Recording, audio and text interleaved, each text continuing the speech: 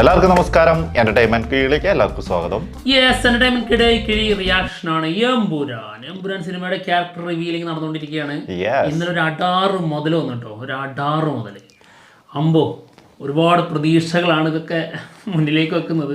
എന്ത് സിനിമയാണെന്നാണ് ചിന്തിക്കേണ്ടത്. അതെ, അത്രേ ഉള്ളൂ. നമുക്ക് പിന്നെ അതിൽ വലിയ ഞെട്ടലൊന്നും ഇല്ല കേട്ടോ, കാരണം നമുക്കിതൊക്കെ അറിയാമായിരുന്നു. നീ അതും മിണ്ടരുത്, അത് മാത്രം നീ അത് പറയരുത്. അറിയാവുന്നു എന്ന് മാത്രം. അറിയാവുന്ന ആളെ ഇതുവരെ കണ്ടിട്ടില്ല. ഓ ഡോൺലി അല്ല, ഇവർക്കൊക്കെ വരാമെങ്കിൽ ഡോൺലിക്കും വരാം തീർച്ചയായിട്ടും. അതൊരു സത്യം. പക്ഷെ ഡോൺലി വരില്ലാന്ന് തീരുമാനിച്ചാൽ ഡോൺലി വരൂല്ല. അതാണ്, വരുമോ ഇല്ല, വളരെ കുറവാണ്. പ്രതീക്ഷകളൊക്കെ മങ്ങി തുടങ്ങിയിരിക്കുന്നു.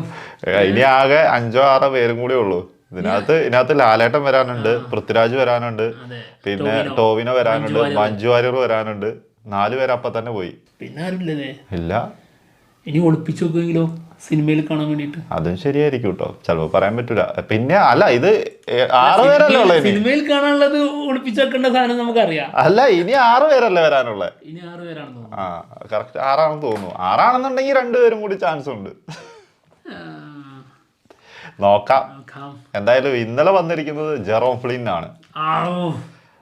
ഞെട്ടിച്ചുകൊണ്ടുള്ള ഒരു വരവ് തന്നെയായിരുന്നു കേട്ടോ. ശരിക്കും ഗെയിം ഓഫ് ത്രോൺസിലൊക്കെ അഭിനയിച്ച പ്രശസ്തനായ നടനാണ്. പിന്നെ ജോൺ വിക്കിലുണ്ട്. ജോൺ വിക്കിൽ ബറാദ എന്ന ക്യാരക്ടർ ചെയ്ത ആളാണ്. പിന്നെ ഗെയിം ഓഫ് ത്രോൺസിൽ ബ്രോൺ കഥാപാത്രം ചെയ്ത നടൻ. അപ്പോൾ ആള് ഈ ഒരു സിനിമയിൽ ഒലിവർ എന്താണ്, ബോറിസ് ഒലിവർ ആണ്. എന്താണ് പറയണെന്ന് നോക്കാം. ഓക്കെ, പിന്നെ വന്നിരിക്കുന്നത് ഇന്ന് രാവിലെയാണ് ആൻഡ്രിയ തിവാദർ.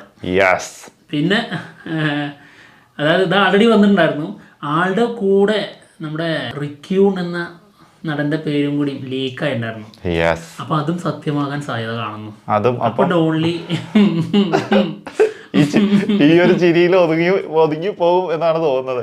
എന്താണെങ്കിലും ആൻഡ്രിയ ചെയ്യുന്ന ക്യാരക്ടറിന്റെ പേര് മിഷേൽ മെനുഹിൻ. രണ്ടുപേരുടെയും വീഡിയോ കാണാം. എങ്ങനെയല്ലേ പൃഥ്വിരാജൊക്കെ, എന്താ എങ്ങനെ റേഞ്ച്? എനിക്ക് അതിലൊന്നും ഒരു ഇതുമില്ല. ഞാൻ ഇപ്പോഴും മറ്റേലും ഇങ്ങനെ നിൽക്കുകയാണ്. ഓൺലി അല്ല, ഒരു കാര്യം പറയട്ടെ, ഇപ്പൊ ഇവരൊക്കെ വന്നാലും ഇതൊന്നും ഇയാളുണ്ട് എന്നുള്ളത് കൊണ്ട് വലിയ സംഭവം ഒന്നും ആവുന്നില്ല. ശരിക്കും സത്യമായിട്ടും ഇവരൊക്കെ വരുന്നുണ്ടെങ്കിലും ശരിയാണ്, ഇവരൊക്കെ മലയാള സിനിമയിൽ അഭിനയിക്കുന്നു എന്നുള്ളൊരു സംഭവം തോന്നുന്നുണ്ടെങ്കിലും അതെ, അത് വലിയ ന്യൂസാണ്. അതെ. പക്ഷേ ലാലേട്ടനും മറ്റേ ഡോൺലി അങ്ങ് വന്നു കഴിഞ്ഞാലുള്ള ആ ഒരു വൈബ് ഉണ്ടല്ലോ, അത് കിട്ടുന്നില്ല ഇവരാരും വന്നിട്ടും. ഡോൺലി ഉണ്ടെങ്കിൽ അത് വലിയൊരു, അതായത് ആ സിനിമക്ക് കുറച്ചുകൂടെ ഒന്നുകൂടെ വലിപ്പം വരികയാണ്. ഇതൊക്കെ വലിപ്പം വരുന്നുണ്ടെങ്കിൽ പോലും ഒരു ഇമ്പാക്ട് ഉണ്ടാക്കുക എന്ന് പറഞ്ഞ സംഭവം ഉണ്ടല്ലോ, അതുണ്ടാവും. ഞങ്ങളെ കൊലക്ക് കൊല്ലാൻ, ഞങ്ങളെ കൊലക്ക് കൊടുക്കാൻ വേണ്ടിട്ട് കാത്തു സൂക്ഷിച്ച് വെച്ചേക്കുവാണോ? പുറത്തിറങ്ങിക്കൂട് ഉണ്ടെങ്കിലല്ലേ. വെറുതെ ഒരു ഫോട്ടോ ഇട്ടിട്ട് കാര്യമില്ലല്ലോ, അതല്ലേ ആള് ഇതിനകത്ത് വേണ്ടത്. എന്തായാലും ജെറോം ഫ്ലിൻ എന്ത് പറയുന്നു നോക്കാം. ഓക്കെ, 7. അപ്പൊ 5 പേരേ ഉള്ളൂ. ഇനി 5 പേരുണ്ട്. Hi, my name's Jerome Flynn, and I play the part of Boris in M4N, or L2E. I can't quite remember how I got roped into this job, but I'm so glad I did, because it's a completely different experience than I'm used to having in the UK or the US.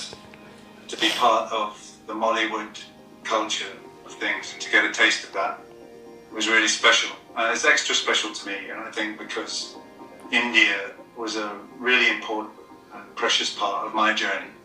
I spent several years coming over here in my late 20s, early 30s, mostly on spiritual retreat.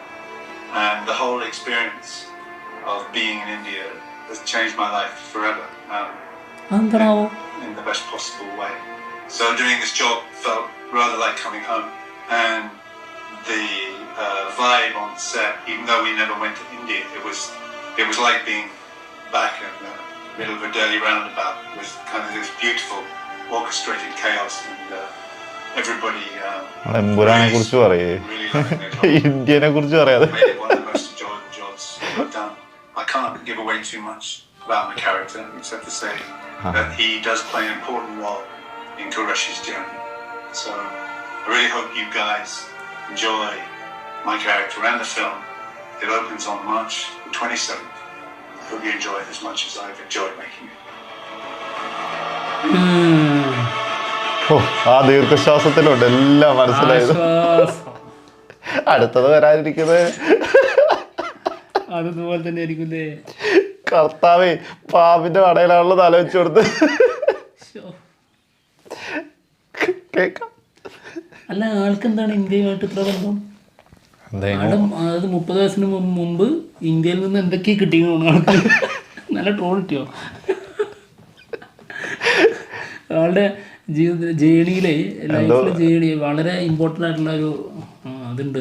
ഭയങ്കര വൈകാരികമായ ബന്ധമാണ് ആള് പറഞ്ഞിരുന്നത്. അതെന്താ കാര്യം ആർക്കറിയാം. ചിലപ്പോ ഇനി അഭിനയം പഠിച്ചത് പറയാൻ പറ്റില്ല, നമുക്ക് അറിഞ്ഞുകൂട്ടോ അതിനെ കുറിച്ച്. അല്ലെങ്കിൽ തന്നെ ആള് പറഞ്ഞത് പകുതി പോലും മനസ്സിലായിട്ടില്ല. അത് വേറെ സത്യം. മനസ്സിലായത് നമുക്ക് ചോദിക്കാലോ.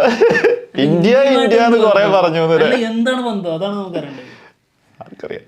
ഇനി ഇന്ത്യൻ സിനിമയിൽ വേറെ സിനിമയിലോ ഇല്ലല്ലോ. ഓക്കെ, എന്തായാലും ഇനി നമുക്ക് നമ്മുടെ ആൻഡ്രിയ എന്ത് പറയുന്നത് നോക്കാം. ഓക്കെ.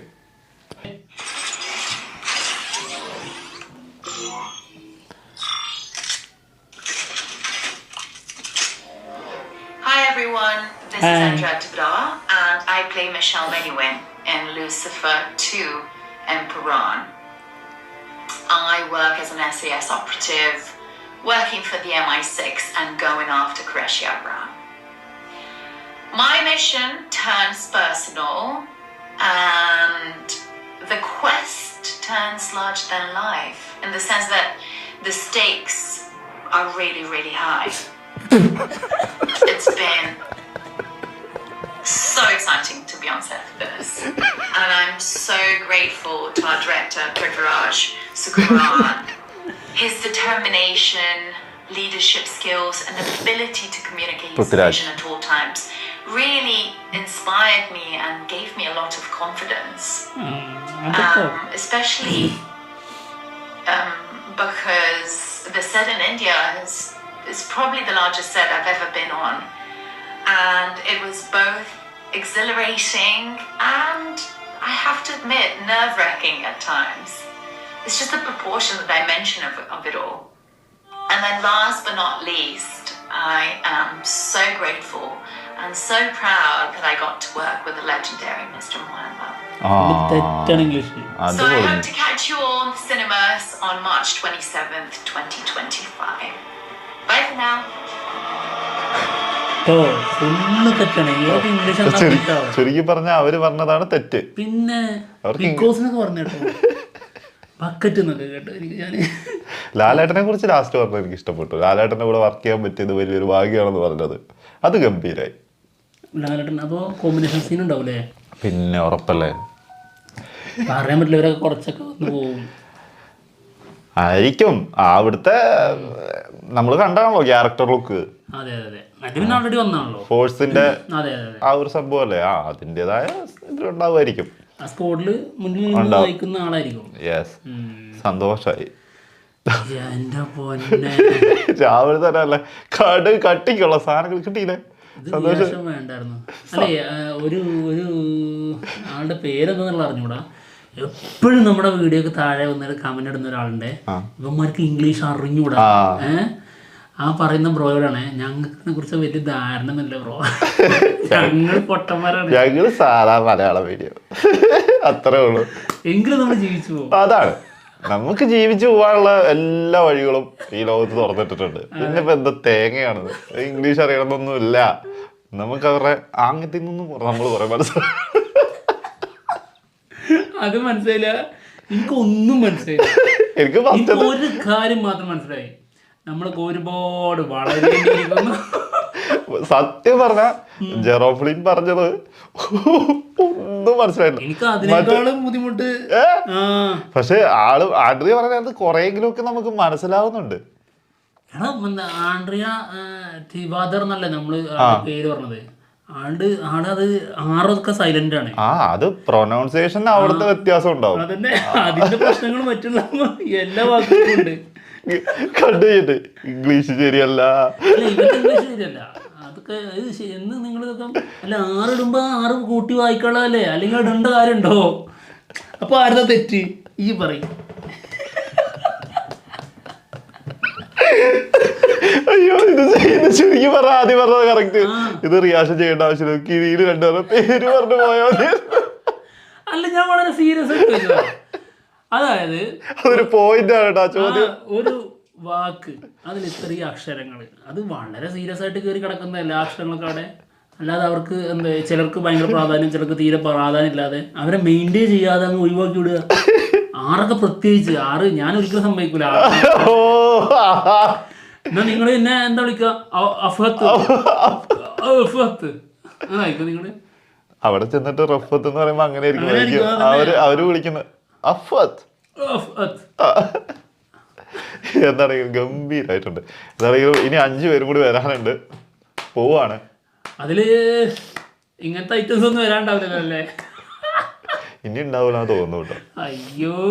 അപ്പൊ എന്തായാലും ഞങ്ങൾ പോവാണ്. മറ്റുള്ള വിശേഷങ്ങളുമായിട്ട് ഉടനെ തന്നെ വരാം. അതെ, ബൈ.